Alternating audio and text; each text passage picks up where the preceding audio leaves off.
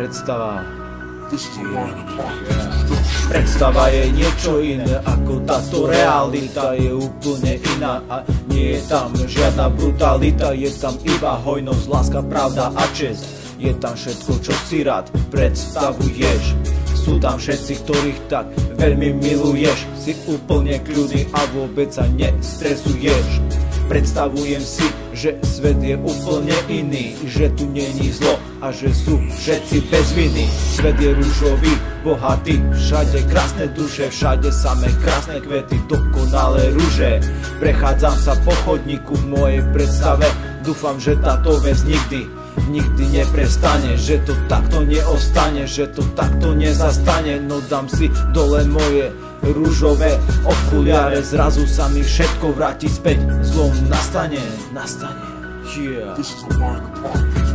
Zlom nastal a je tu všetko späť, táto realita života, tento tmavý svet. Prečo nemôže byť všetko tak, ako v mojej predstave? Všetko, na čo myslím, tak to navždy ostane. Nikdy sa to nestane a nikdy to neprestane. Každý sa raduje, nikto nikdy nekradne. Každý sa miluje, nikto sa tu nebije. To je iba v mojej nereálnej predstave. Nereálnej predstave.